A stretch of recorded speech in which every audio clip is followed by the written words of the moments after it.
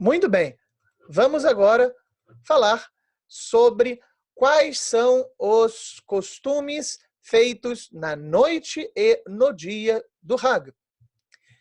Então, a primeira coisa, de noite, nós vamos fazer a tefilá, é a primeira coisa que nós fazemos à noite.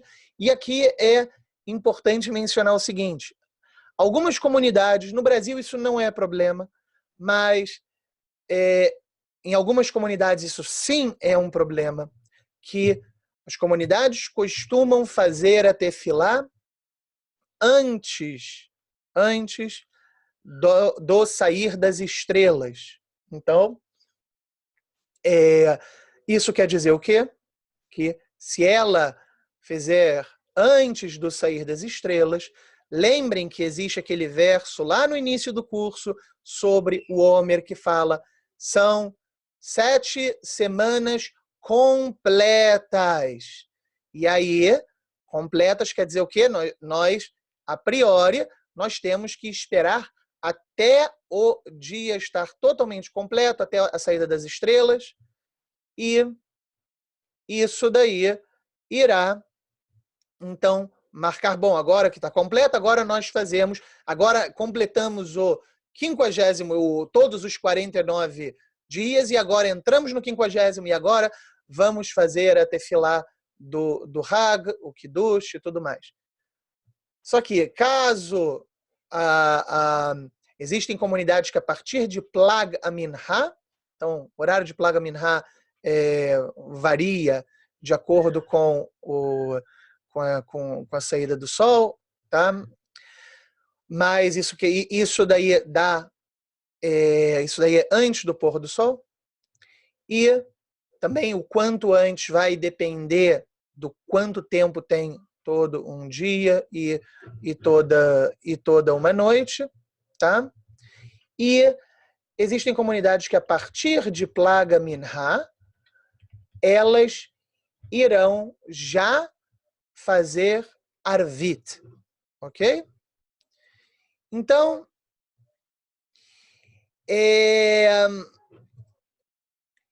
o que acontece? Só para explicar aqui para vocês, Plag Minha, tá? É 1h15 de horas proporcionais. Então, pega o tempo todo da hora do dia e tira o que seria 1h15 proporcional. Então, como se você fosse dividir, tem um jeito de fazer essa proporção, como se fosse dividir, você fosse pegar as horas totais e aí você divide em 12, isso daí dá 1 hora proporcional, e você pega 1h15 proporcional para você fazer para definir esse momento de Plag Minha. Na prática, o que as pessoas fazem, elas simplesmente pegam o aplicativo do telefone, Zmanim ou algo do gênero, e veem qual que é o horário, e não quebra a cabeça com contas, mas é importante saber como que esse negócio funciona.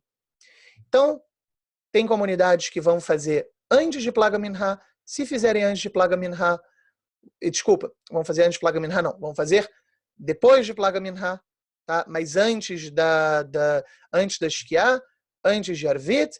Isso quer dizer que, caso elas tenham feito assim, não completaram os 50 dias. Então, não pode fazer isso. Fala, mas Rabino, por que alguém vai fazer Arvit tão cedo?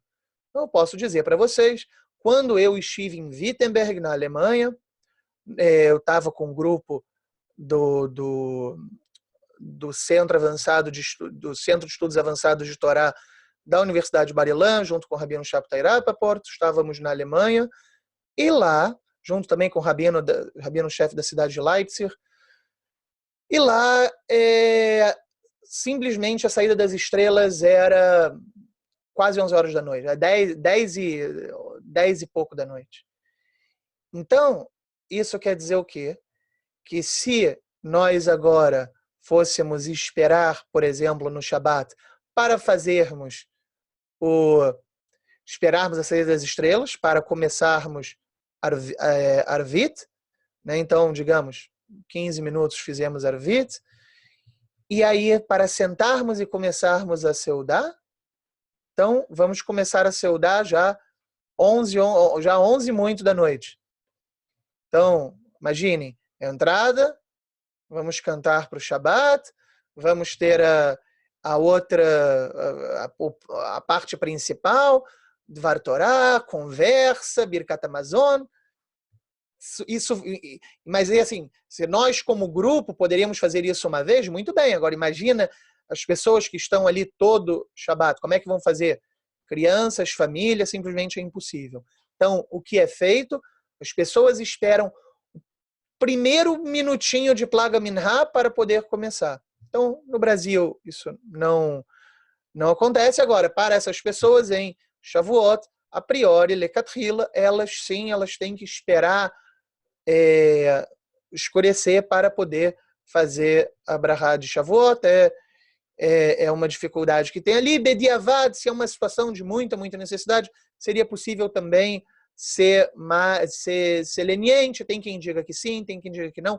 Isso é uma discussão à parte, não iremos entrar nela. Então, só mencionando, começar a tefilá depois que saiu as estrelas. Isso é importante. O que tem na tefilá não há nada de muito diferente. A tefilá de Shalosh Regalim, a tefilá, a Amidá, no caso, é a Amidá que é feita nos outros Yamim Tovim. Então, isso está no Sidur, não há nenhuma dificuldade em especial. Então, muito bem. Passando a tefilá, o que nós temos? Temos o Kiddush, tá? Então, temos o Kiddush, é o Kiddush de Yom Tov. Isso também está no Sidur, mas aqui eu preciso mencionar algumas situações. Na verdade, tem duas situações que são importantes de mencionar. A primeira é quando você termina o Yom Tov e emenda com o Shabat. Nesse caso, você não vai fazer a Havdalah e você vai fazer a Havdalah no final do Shabat. Porém, o que acontece quando termina o Shabat e emenda com o Yom Tov? Termina o Shabat e emenda com o Yom Tov. E aí aqui tem a Havdalah do Shabat. Então, como é que fica nesse caso? Então, nesse caso, isso, a priori, isso vai ter também no Sidur, mas eu não lembro como é que estão os Sidurim em português. Talvez eles não tenham colocado de uma maneira explicada. Eu vou aqui já explicar para vocês, em linhas gerais, o que tem que ser feito. Em primeiro lugar, você vai fazer agora, digamos, acabou o Shabat. Então, acabou o Shabat, você fizeram Arvit de Yom Tov, fizeram Arvit de Shavuot, chegaram e vão fazer o Kiddush. Então, vocês vão fazer o Kiddush, então vão fazer toda a introdução do Kiddush e terminam com Boré.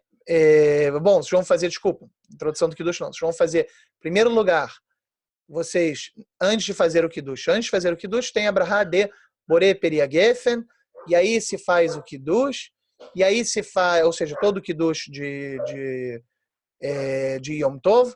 Aí depois disso vai se fazer Boré Meorei Aesh. Não precisam acender nenhuma vela para isso. Por quê? Porque, isso é muito importante, não se pode apagar fogo. Não se pode apagar fogo em Yom Tov.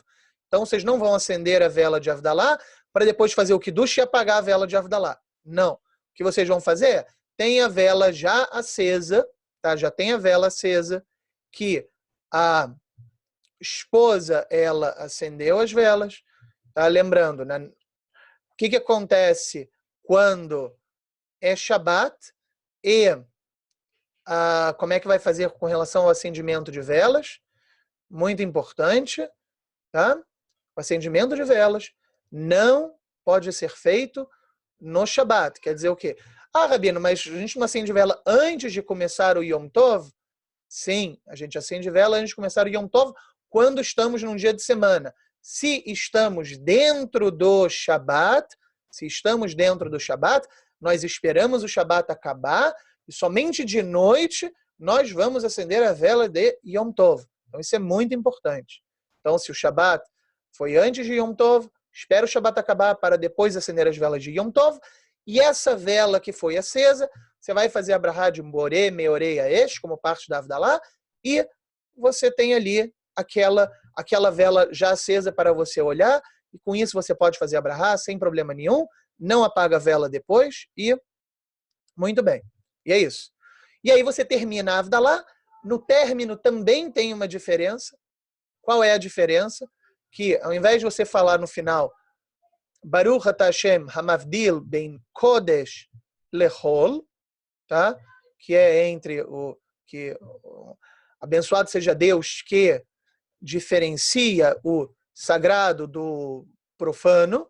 Então você vai falar Ben Kodesh Lekodesh, do sagrado para o sagrado, porque você está saindo da Kedushá, da santidade do Shabat, para a santidade do Yom Tov, que é um nível diferente, mas ainda assim é santidade. Então, tem quem não costume fazer essa mudança e fazer normalmente bem Kodesh Lechol, também não há problema também, se a pessoa fez errado, também não vai ter problema. Isso só estou colocando como que é o costume hoje entre os Sefaradim, para vocês saberem. Isso daí deve estar no Sidur de vocês, entenderam? Então, resumindo aqui, o que acontece quando você sai do Shabat e tem que fazer agora o Kiddush com a Avdalá.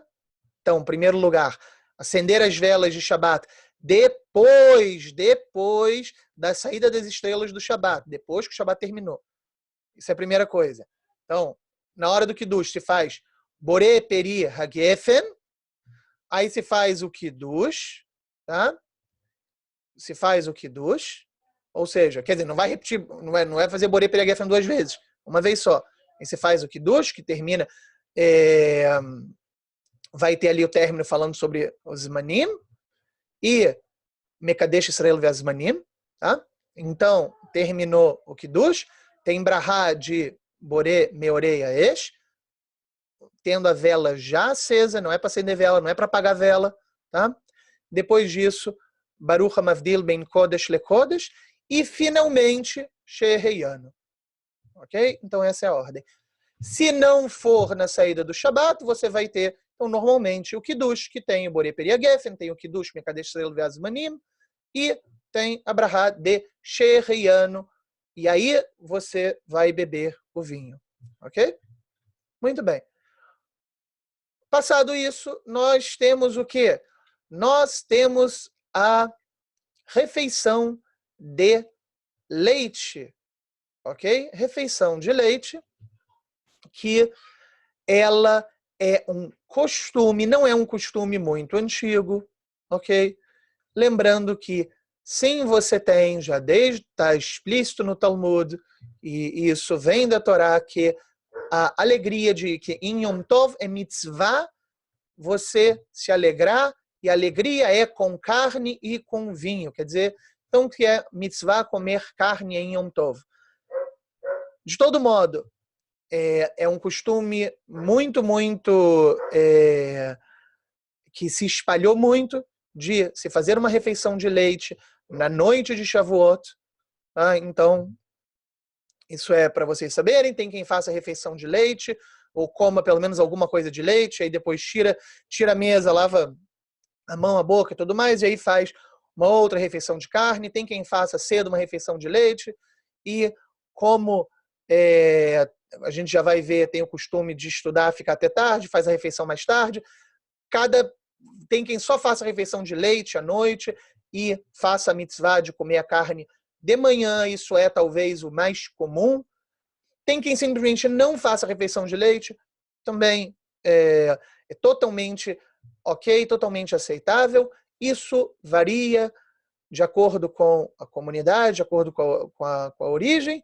Então, apenas saibam que existe esse costume e não é todo mundo que faz, não é obrigatório, mas é algo bastante espalhado, por assim dizer. Finalmente, na noite de Shavuot, há um costume que se espalhou também de ficarmos a noite inteira acordados e estudando Torá. Ok?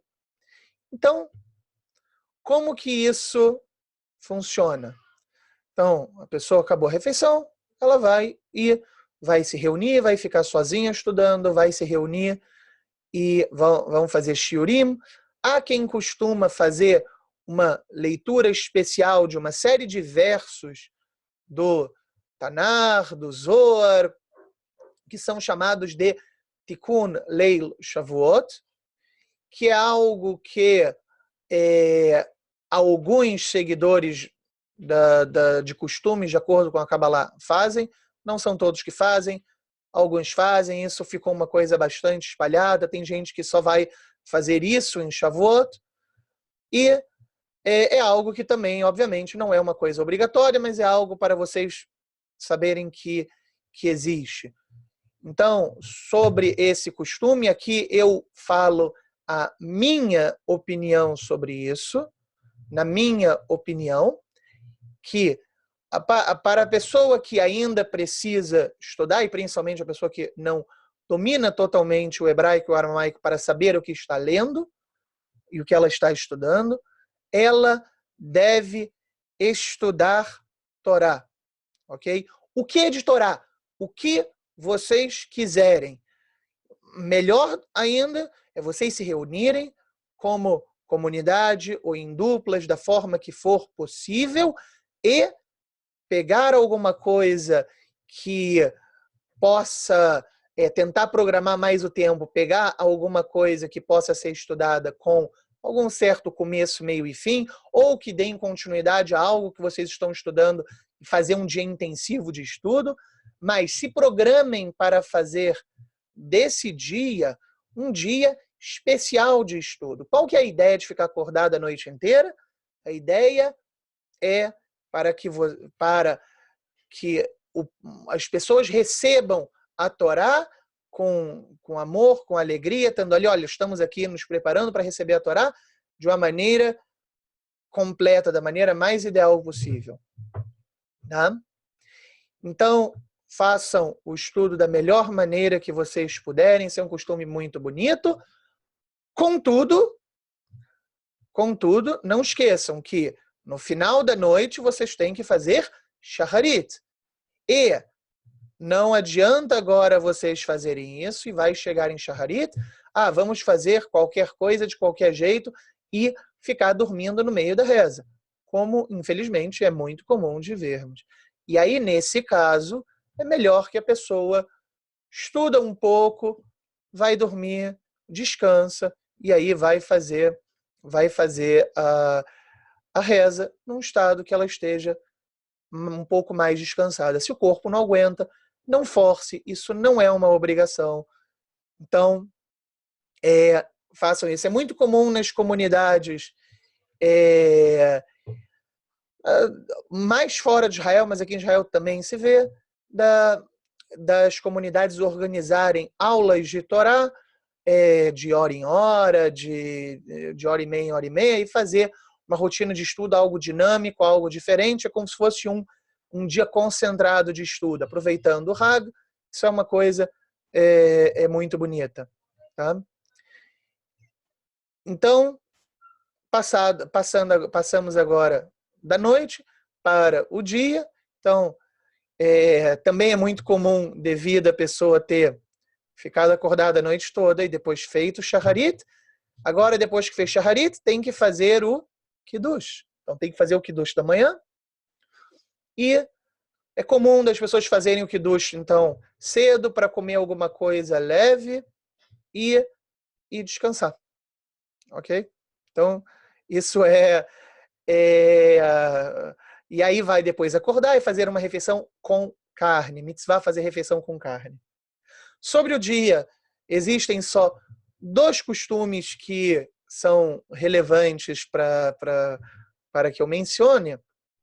E um deles é uma questão de levantar ou não na leitura da Torá, onde os 10 mandamentos são mencionados. Então, isso daí é uma discussão antiquíssima. Tá? O Maimônides, ele escreve numa resposta, numa pergunta larga que fizeram, e uma resposta que ele dá, que ele diz, tinha certo lugar onde na comunidade estavam levantando para os 10 mandamentos, aí tinha gente que sentava, aí chegou um rabino, disse que era para todo mundo sentar, isso deu uma discussão, perguntaram para o Maimônides qual que era a opinião dele. E ele escreve que é para todo mundo ficar sentado durante os 10 mandamentos. Por quê? Para não haver uma diferenciação entre uma parte da Torá e o resto da Torá. Para que depois as pessoas não digam, apenas isso daqui que é a obrigação dada por Deus. O resto não é de fato obrigação, é só opinião de Moshe, ou foram coisas que não nos obrigam e por aí vai. Então, para não haver uma diferença de uma parte da Torá, de um nível da Torá para o outro, assim assim o Maimônides ele decide, e isso que o Maimônides fala é algo que parte das comunidades, isso falando até de comunidade sefaradi, parte das comunidades sefaradi seguiram e parte não seguiu. Costume marroquino é de se levantar nos 10 mandamentos. Então, vários e vários rabinos marroquinos falam que isso é um costume assim feito. O Rav Ovadia Yosef, por exemplo, ele é bastante contra, e tem outros rabinos que são a favor, dizendo, bom, hoje as pessoas não vão fazer diferenciação, mas falar, mas pode ser que sim, vão fazer. Isso fica uma discussão até hoje. Tá? Eu estou mencionando aqui para vocês saberem, na minha opinião pessoal, as pessoas deveriam ficar sentadas, tá?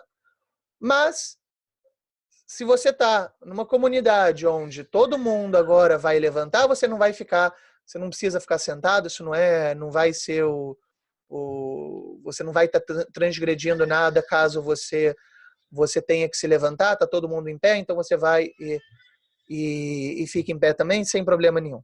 Tá?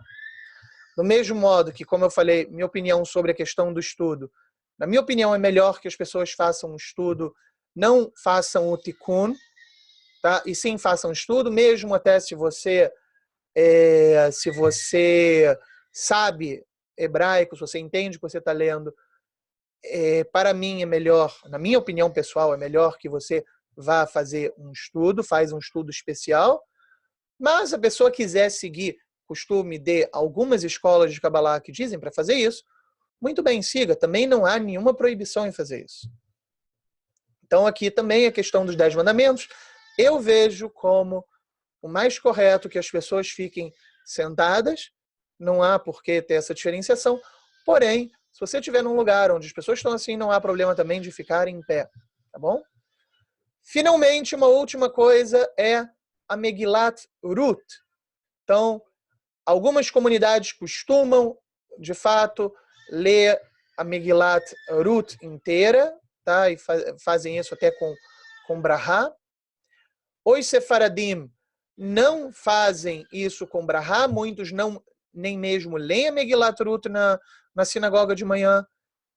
Quem quiser fazer isso, não há problema nenhum. Quem quiser, por exemplo, não fazer a leitura por si só, mas pegar a Megilat Ruth e estudar de noite, também não há problema nenhum. Tá? E quem quiser, depois de Shacharit, pegar e ler a Megilat Ruth para todo mundo, também não há problema nenhum. Só não façam isso com Brahá, não é o costume dos Sefaradim. Comunidades que fazem com Brahá, que obviamente continuam fazendo seu costume, não há nenhum erro, nenhum problema disso. E com isso, nós terminamos os costumes sobre Shavuot e também nós terminamos o nosso curso sobre o Homer. Vocês têm todas as perguntas aí para responder. Vocês peguem essas perguntas, respondam elas. Usem as perguntas como uma forma de revisão. As perguntas que eu coloco, elas estão a resposta delas está na própria aula. São perguntas que ajudam até a direcionar o que de cada vídeo, de cada trecho, de cada aula é o mais importante, o mais relevante. E espero com isso que vocês tenham aproveitado, que vocês estudem, que vocês melhorem. E ficamos por aqui. E até o próximo curso. Muito obrigado a todos vocês.